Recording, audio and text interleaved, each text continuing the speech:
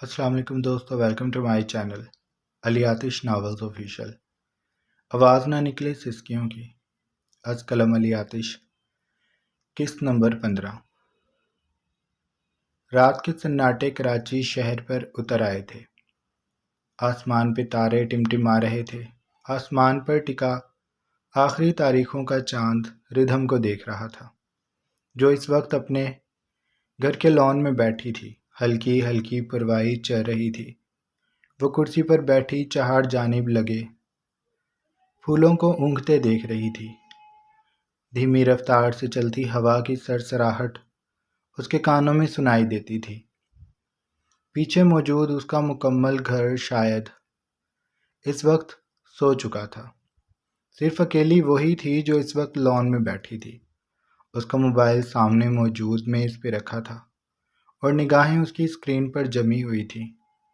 وہ کئی بار سوچ چکی تھی کہ راغب کو کال کرے یا کوئی میسج ہی کر لے، لیکن اس نے ایسا نہیں کیا کیونکہ راغب نے کہا تھا کہ وہ خود کال کرے گا، اور اس نے ابھی تک کسی طرح کا کوئی بھی رابطہ ردھم سے نہیں کیا تھا، اور ردھم کی آنکھوں سے نیند غائب تھی۔ وہ کب سے اس کی طرف سے کسی قسم کی کال یا میسج کا انتظار کر رہی تھی، اور اب رات کے 11 بجنے کو ہو رہے تھے۔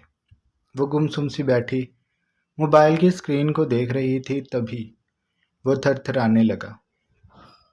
ردھم نے تیزی سے موبائل کو اٹھایا تو اس پر نمل کا نمبر دکھائی دیتا تھا۔ اس کا دل ایک بار پھر سے بجھ گیا۔ اس نے کال پک کی اور فون کان سے لگایا۔ کیسی ہو نمل؟ وہ مرجھائی سی آواز میں بولی۔ دوسری جانب موجود نمل البتہ خوش تھی۔ میں بہت خوش ہوں ردھم، تمہیں پتہ ہے مجھے نوکری مل گئی۔ ردھم اس کی بات پہ بے اختیار مسکرا دی۔ اسے بھی یہ خبر سن کر خوشی ہوئی تھی۔ مبارک ہو، کہاں ملی؟ نمل نے اسے اپنی نوکری کے بارے میں بتانا شروع کیا۔ وہ دھیرے دھیرے سر کو ہلانے لگی۔ کرسی سے اٹھ کر وہ اب مدھم رفتار سے لان میں چل رہی تھی۔ نمل کو ایک ہوٹل میں ویٹریس کی نوکری مل گئی تھی۔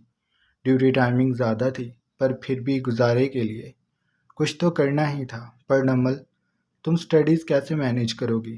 3 سے رات 1 بجے کچھ زیادہ ٹائم نہیں ہے؟ تم تھوڑا صبر کر لو، کچھ نہ کچھ اور ہو جائے گا۔ نمل دوسری جانب سے اداسی سے بولی۔ میرے پاس جتنے پیسے تھے وہ ختم ہونے لگے ہیں۔ اب میرا خیال ہے مجھے جو مل رہا ہے اسے اللہ کا شکر ادا کر کے تھام لینا چاہیے۔ میں یہ نوکری نہیں کروں گی تو پھر اپنے سیمسٹر فیسز اور ہاسٹل کا کرایہ کیسے مینیج کروں گی؟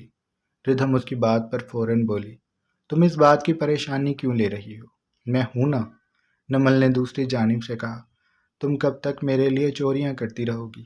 اس کی بات پر وہ بے ساختہ ہنس دی۔ چوریاں میں تمہارے لیے تھوڑی کرتی ہوں پاگل۔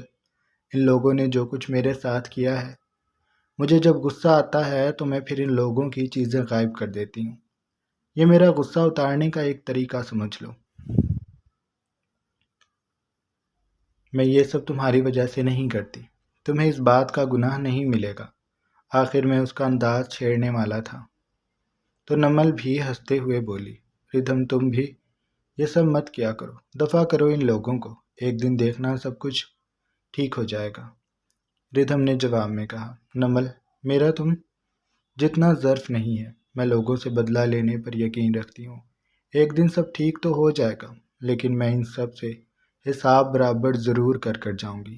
ردھم کے لہجے میں سلگتی سی آگ تھی۔ نمل نے اس موضوع کو بدلا۔ چلو اچھا، اس بات کو چھوڑو، یہ بتاؤ راغب سے بات کی تم نے؟ ردھم کے اعصاب اس سوال پر پھر سے تھکنے لگے۔ نہیں، وہ کہہ رہے تھے کہ میں خود رابطہ کروں گا۔ ابھی تک تو کوئی رابطہ نہیں کیا، میں ابھی انہی کی کال کا انتظار کر رہی تھی۔ نمل نے ہنکارا بھرا۔ پھر وہ دوسری جانب سے بولی۔ ویسے ردھم، تمہیں ڈر نہیں لگ رہا؟ اتنا بڑا کانڈ کر آئی ہو، گھر والوں کے سامنے نارمل بیہیو کیسے کر رہی ہو؟ اس کے سوال پر ردھم ایک بار پھر ہنسنے لگی۔ تمہیں کیا بتاؤں، امی مجھ سے کوئی بھی سوال کرتی ہیں تو مجھے لگتا ہے وہ میرا امتحان لے رہی ہیں۔ جان میری ہتھیلی پر ٹکی ہوئی ہے۔ اتنا بڑا کارنامہ کر تو لیا، لیکن اب یہ سوچ رہی ہوں کہ اسے چھپاؤں گی کیسے۔ نکاح نامہ بھی اتنی مشکل سے میں نے کہیں پیچھے کر کے چھپایا ہے، الماری میں۔ اس نے اپنی آواز کو مدھم اور سرگوشی نما کر لیا تھا۔ نمل نے کہا، ہاں بس تم اپنا اور اس کا دھیان رکھنا، کسی کے بھی سامنے فی الحال یہ بات اون مت کرنا، ورنہ تو بڑا مسئلہ بن جائے گا۔ وہ بھی نمل سے بات کر ہی رہی تھی کہ اسے محسوس ہوا جیسے موبائل پر کسی اور کی کال آ رہی ہے۔ اس نے اسکرین کو سامنے کیا تو جو نمبر اسکرین پر دکھائی دیتا تھا، اس نمبر کو دیکھ کر ردھم کے پیٹ میں گولے بننے لگے۔ اس نے جلدی سے نمل کو کہا، نمل میں تم سے بعد میں بات کرتی ہوں، تمہارے بھائی کی کال آ رہی ہے۔ نمل اس کی بات پر الجھی، ہیں؟ میرا کون سا بھائی ہے؟ او پاگل لڑکی، یعنی تمہارے دولہا بھائی کی کال آ رہی ہے، میں ان سے بات کر رہی ہوں، اللہ حافظ۔ نمل نے گہرا سانس بھرا اور کہا، توبہ، اللہ حافظ، دفع ہو جاؤ۔ وہ یہ کہہ کر کال بند کر چکی تھی اور ردھم کے نمبر پر دوبارہ سے راغب کی کال آ رہی تھی۔ اس نے کال پک کی اور فون کان سے لگا لیا۔ دور سمندر کے پاس بنے راغب چوہان کے بنگلے میں وہ اس وقت لان میں کھڑا دکھائی دیتا تھا۔ زیبا سے ہوئی ابھی کچھ دیر پہلے کی لڑائی نے اس کا موڈ بے حد خراب کر دیا تھا۔ وہ کچھ دیر اپنے موڈ کو بہتر کرنے کے لیے سگریٹ پھونکتا رہا، پھر اسے یاد آیا کہ اس نے کسی سے بات بھی کرنی ہے۔ اس کی نئی نویلی دلہن، جسے اس نے چند گھنٹے پہلے ہی اپنا نام دیا ہے، وہ نازک سراپا لڑکی ضرور اس کا انتظار کر رہی ہوگی۔ ردھم یاد آنے پر وہ بے اختیار موبائل کی طرف بڑھا تھا، اور اب وہ ردھم سے بات کرتے ہوئے اس وقت لان میں ردھم ہی کی طرح ٹہل رہا تھا۔ گھر پہنچ گئی تھی تم خیریت سے؟ اس نے رسمی حال احوال کے بعد سوال کیا۔ ردھم نے جواب دیا، جی پہنچ گئی تھی۔ اب کیا کر رہی تھی؟ راغب نے کہا، آپ کی کال کا انتظار کر رہی تھی، وہ مدھم لہجے سے بولی۔ تو راغب کو احساس ہوا کہ اس نے خاصی دیر کر دی۔ ہاں بس تھوڑا سا مصروف تھا، اس لیے کال نہیں کر سکا۔ تم بتاؤ، کھانا کھا لیا؟ جی ابھی کچھ دیر پہلے کھایا تھا۔ گھر میں سب ٹھیک تو ہے نا؟ ردھم اس کی بات پر الجھ گئی۔ گھر میں کیا ہونا تھا؟ نہیں، ویسے ہی پوچھ رہا تھا۔ اچھا۔ ردھم اتنا کہہ کر خاموش ہو گئی۔ دونوں کے درمیان چند پل کی خاموشی رہی، پھر راغب نے کہا، مجھے ابھی کچھ دنوں میں شہر سے باہر کسی کام کے لیے جانا ہے، پھر جب میں وہاں سے لوٹوں گا تو میں تمہاری طرف آؤں گا۔ تم اگر چاہو تو تب تک گھر بتا سکتی ہو، اور بے فکر رہو، میں تمہارے ساتھ ہوں۔ اس کی بات پر ردھم کا دل ڈوب کر ابھرا۔ وہ بالکل خاموش سی ہو گئی، اور راغب نے جب اس کی خاموشی کو محسوس کیا تو وہ بولا، کیا ہوا، تم چپ کیوں ہو گئی؟ ردھم نے تھکا ہوا سا سانس خارج کیا اور بولی، میں یہ سوچ رہی ہوں کہ میں یہ بات سب سے پہلے کسے بتاؤں۔ اگر میری بڑی بہن ہوتی تو میں پہلے اسے بتاتی، پھر اب امی کو بتانا پڑے گا۔ اپنے لان میں کھڑے راغب نے اس بات پر دھیرے سے سر کو ہلایا۔ تمہارے گھر والے شادی کو ایکسپٹ کر لیں گے؟ نہیں، اگر گھر پتہ چل گیا تو میں یہ بات پورے یقین سے کہہ سکتی ہوں، میری خوب پٹائی ہوگی۔ راغب کو سمجھ نہ آیا کہ وہ اس کی بات اور انداز پر ہنسے یا پھر اداس ہو جائے۔ پھر اس نے کہا، دیکھو، تم نے ڈرنا نہیں ہے، بلکہ تم فی الحال رہنے دو، تم کسی سے کوئی بات مت کرنا۔ میں ایک بار کام نمٹا لوں، پھر میں خود آؤں گا تمہاری امی سے بات کرنے، پھر دیکھتے ہیں کیا ہوتا ہے۔ ٹھیک ہے۔ ردھم اس کی بات مان گئی تھی۔ پھر اس نے یاد آنے پر کہا، اچھا، وہ میں پوچھ رہی تھی کہ میں اسکوٹی لے لوں؟ نہیں، راغب نے کہا تو ردھم نے حیرت بھرے صدمے سے سوال کیا، لیکن کیوں؟ آپ کو پتہ ہے میں نے امی سے اتنی منتیں کرنے کے بعد پیسے لیے تھے، اور اب آپ منع کر رہے ہیں۔ اس کے لہجے میں ہلکی سی ناراضی در آئی تھی۔ تو مجھے یہ بتاؤ، تمہیں اسکوٹی چاہیے کیوں؟ میں نے کہا تو ہے کہ تم نے کہیں بھی جانا ہوگا میں جبران کو بھیج دیا کروں گا، وہ تمہیں پک کر لیا کرے گا، چھوڑ بھی دیا کرے گا۔ بھائی دیکھیں، ایسے میرے گھر پتہ چل جائے گا، گھر والے مجھ پر بہت نظر رکھتے ہیں۔ اگر میرے ماموں کو پتہ چل گیا تو انہوں نے لازمی مجھ سے اس گاڑی اور گاڑی کے ڈرائیور کے بارے میں پوچھنا ہے، پھر وہ مالک تک خود ہی پہنچ جائیں گے، اور میں نہیں چاہتی کہ ابھی فی الحال انہیں اس بارے میں پتہ چلے۔ اس لیے میں اسکوٹی لینا چاہتی ہوں، کیونکہ میں نے یونیورسٹی جانا ہوتا ہے۔ راغب نے دوسری جانب سے ہنکارا بھرا، وہ ردھم کی بات کو سمجھ گیا تھا۔ اچھا ٹھیک ہے، تم سکوٹی لے لو لیکن دھیان سے چلانا۔ ردھم اس کے یوں فکر کرنے پر مدھم سے مسکرائی۔ آپ بے فکر رہیں، مجھے بہت اچھی سکوٹی چلانی آتی ہے۔ میں پہلے اپنے کزن کا موٹر سائیکل چلا لیا کرتی تھی، لیکن اب وہ مجھے نہیں دیتا۔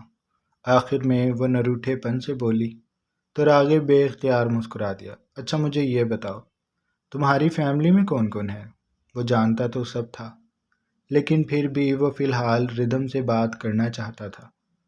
اس لڑکی سے باتیں کرتے ہوئے وہ زیبا اور اس کی باتوں کو مکمل طور پر بھول چکا تھا۔ میری فیملی میں میرے ماموں ہیں، ان کے بچے ہیں، ان کی چڑیل سی بیوی ہے، اور میری معصوم سی امی ہے جو مجھے ہر وقت ڈراتی رہا کرتی ہیں۔ اس کے ممانی کو چڑیل کہنے پر وہ ہنسنے لگا۔ ایسے نہیں کہتے۔ ردھم نے سر کو ہلکا سا جھٹکا۔ میں اپنے رشتہ داروں کو ایسے ہی کہتی ہوں، آپ کو نہیں پتا یہ لوگ کیسے ہیں۔ اس کا موڈ بگڑنے لگا تھا۔ اچھا چلو چھوڑو ان باتوں کو، میں سوچ رہا تھا تم نے ابو کا ذکر نہیں کیا۔ اس سوال پر ردھم کی آنکھوں میں زخم دکھائی دینے لگے۔ وہ چند پل خاموش رہی، پھر اس نے کہا، یہ نا ایک بہت لمبی کہانی ہے، میں کسی دن آپ کو فرصت میں سناؤں گی، جب میں آپ کے پاس آ جاؤں گی۔ ابھی اگر میں نے آپ کو کچھ بتایا تو آپ کو سمجھ نہیں آئے گی۔ اس نے یہ کہہ کر راغب کو ٹالا تھا۔ وہ بھی نہیں چاہتی تھی کہ وہ اپنے ماضی کے بارے میں راغب کو بتائے۔ اسے ڈر تھا کہ کہیں راغب اس رشتے کو لے کر سوچ میں نہ پڑ جائے، کیونکہ جتنی الجھی ہوئی زندگی ردھم کی ہے اتنی شاید کسی کی بھی نہ ہو۔ وہ خود یہ سوچتی تھی کبھی کبھی کہ اللہ تعالیٰ نے ساری مشکلات کیا اسی کی زندگی میں لکھ دی۔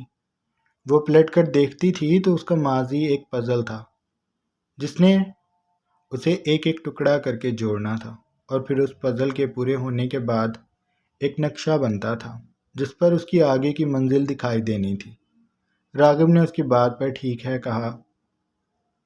اچھا میں آپ سے ایک بات پوچھوں؟ ردھم نے سوال کیا تو راغب نے فوراً کہا، ہاں پوچھو۔ آپ برا تو نہیں مانیں گے؟ نہیں پوچھو نہیں مانتا، اس نے نرمی سے کہا تو ردھم بولی، آپ نے اپنی بیوی کو بتا دیا کہ آپ نے دوسری شادی کر لی؟ راغب اس سوال کی امید نہیں کر رہا تھا۔ وہ بھی فی الحال زیبا کو اس سب سے دور رکھنا چاہتا تھا، کیونکہ وہ جانتا تھا اگر اس نے ذرا سا بھی اس چیز کے بارے میں زیبا کے سامنے بات کی تو وہ ضرور ہنگامہ کرے گی۔ کئی بار راغب کے شادی کا کہنے پر وہ اس کی منتیں کرنے لگتی تھی کہ وہ دوسری شادی نہ کرے۔ اسی لیے فی الحال راغب اس بات کو زیبا کے سامنے عیاں نہیں کرنا چاہتا تھا۔ اس نے گہرا سانس بھر کر جواب دیا، نہیں فی الحال تو میں نے انہیں نہیں بتایا، پر کچھ وقت میں بتا دوں گا، تم ان کی طرف سے بے فکر رہو، جو ہوگا میں دیکھ لوں گا، تمہیں کسی قسم کی کوئی پریشانی نہیں ہوگی۔ وہ مضبوط لہجے سے بولا تو ردھم کے کاندھوں سے سارے بوجھ اتر گئے۔ وہ تب سے یہی سوچ رہی تھی کہ راغب کی اگر پہلی بیوی کو ان کی شادی کی خبر ہو گئی تو وہ کہیں راغب کو اس سے دور نہ کرتے۔ لیکن اب راغب کی بات سے اس کے دل کو دھاڑس ہوئی تھی۔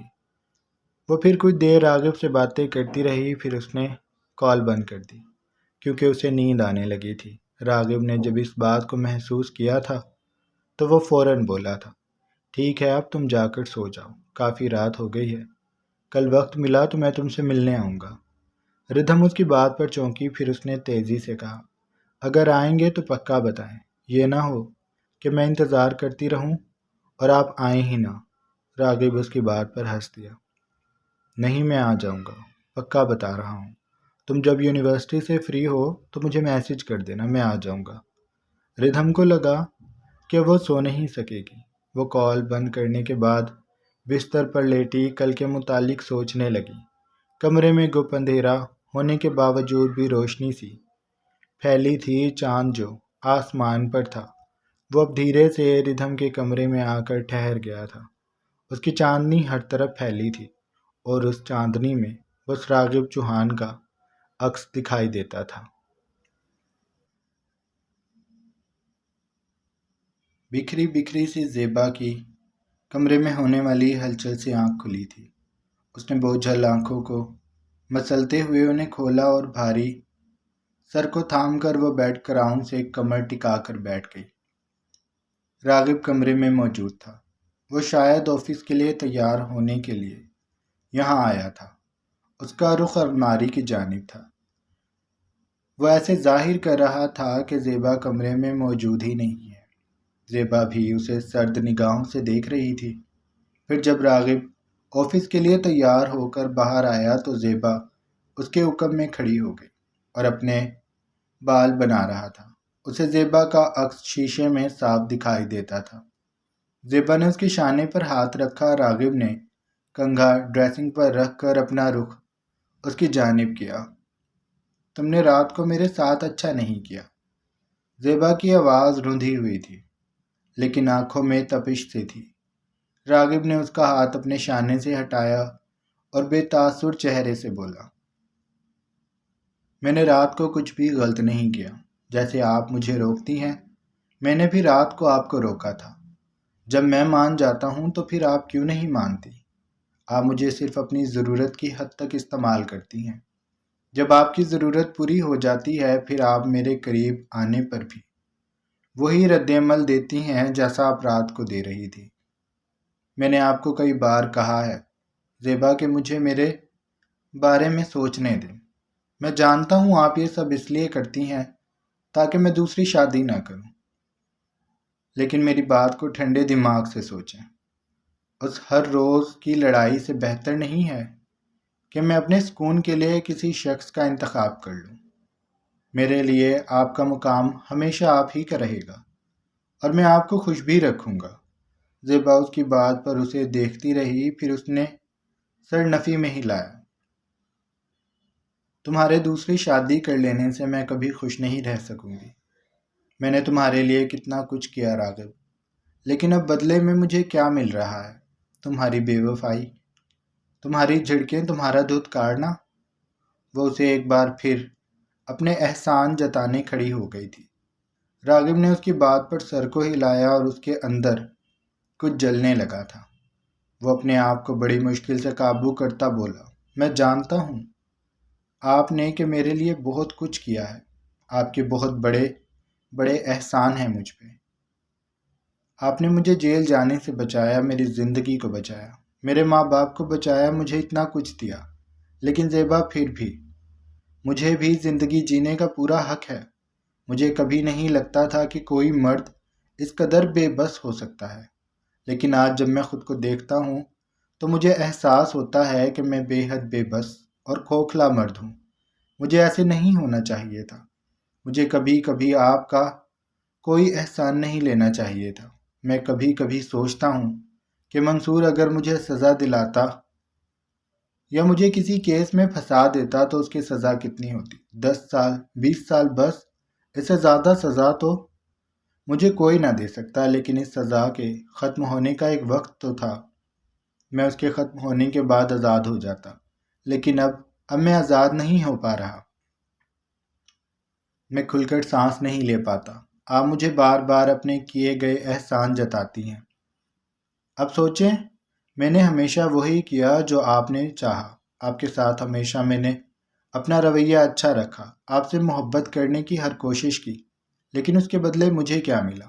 میں آج تک آپ کی باتیں سنتا ہوں، اور اب آپ کو پتہ ہے زیبا، میں اس حد تک پہنچ گیا ہوں کہ میرا دل کرتا ہے کہ میں سب کچھ چھوڑ دوں، اس گھر کو، اس شہر کو بھی چھوڑ دوں اور کہیں دور چلا جاؤں جہاں پر کوئی بھی نہ ہو، کوئی ایسا شخص نہ ہو جو راغب کو جانتا ہو۔ میں اب ہر چیز سے تھک گیا ہوں۔ زیبا اس کی بات پر تلخی سے مسکرانے لگی۔ تم صاف صاف کیوں نہیں کہتے کہ تم مجھ سے تھک گئے ہو؟ راغب بھی اسی کے انداز میں مسکرایا اور اس نے سر نفی میں ہلایا۔ میں آپ کی باتوں سے تھک گیا ہوں، وہ کہہ کر جانے لگا کہ زیبا نے اس کا ہاتھ پکڑ لیا۔ راغب، مجھے مت چھوڑنا، میں تمہارے بغیر نہیں رہ سکوں گی۔ مجھے تمہارے قریب آ کر ہی سکون ملتا ہے۔ تم نہیں جانتے میں رات کتنی مشکل سے گزاری ہے۔ مجھے سکون چاہیے تھا، لیکن تم نے مجھے نہیں دیا، اور اب بھی تم مجھے ایسے ہی چھوڑ کر جا رہے ہو۔ پلیز ایک بار ایک بار میرے قریب آ جا۔ وہ پنجوں کے بل ہوتی اس کے لبوں کے اوپر جھک گئی، اس کے دونوں گالوں پر ہاتھ رکھ کر وہ شدت سے انہیں چومتے، اس سے دور ہونے کا نام ہی نہ لے رہی تھی۔ وہ بھاری بھاری سانسیں بھرتی اس کے جذبات کو اکسا رہی تھی، لیکن راغب نہیں بہکا تھا۔ اس نے زیبا کو بڑی مشکل سے خود سے دور کیا۔ میں نے اب ایک بات سوچی ہے کہ میں سب سے پہلے اب خود کو خوش کروں گا، اپنی خوشیاں ڈھونڈوں گا، پھر بعد میں دیکھوں گا کہ کس کس کو مجھے توجہ دینی چاہیے۔ وہ بے لچک لہجے سے کہہ کر اپنا والیٹ اور موبائل اٹھاتا گھر سے نکل گیا، اور زیبا کو اپنی دوست اس سائیکائٹرسٹ کی باتیں یاد آئیں جس نے اسے بہت پہلے کہا تھا کہ وہ راغب کو دوسری شادی کر لینے دے، ورنہ کل کو اگر راغب کسی کو لا کر اس کے سامنے کھڑا کر دے گا تو زیبا اس کا کچھ بھی بگاڑ نہیں سکے گی۔ یہ بات یاد آنے پہ زیبا سرد پن سے ہنسنے لگی۔ روزی نہیں جانتی کہ میں کون ہوں۔ میں راغب کو کبھی دوسری شادی نہیں کرنے دوں گی۔ وہ ڈھونڈ کر تو دکھائے اپنے لیے خوشی میرے علاوہ۔ اس نے اگر اپنی خوشی کسی اور چیز یا کسی عورت میں ڈھونڈی تو میں اس عورت کو ختم کر دوں گی۔ وہ ہنستے ہوئے خود سے باتیں کرتی بیڈ پر آ کر بیٹھ گئی تھی۔ سامنے لگے شیشے میں وہ خود کو دیکھنے لگی تھی۔ جاری ہے۔ اگلا پارٹ بھی ابھی تھوڑی دیر میں پوسٹ ہوگا، تو اپنے روشن خیالات میرے بارے میں مت ظاہر کیجیے گا۔ اس میں ردھم اور راغب کے سینز ہوں گے، اور کل ایپیسوڈ نہ دینے کی وجہ بھی یہی تھی کہ یہ لکھی گئی تھی اور میں نہیں چاہتا تھا کہ میں کچھ ایسا پوسٹ کروں جس میں سینز ہی مکمل نہ ہوں، اس لیے ڈبل پارٹ پوسٹ کر رہا ہوں۔ اللہ حافظ۔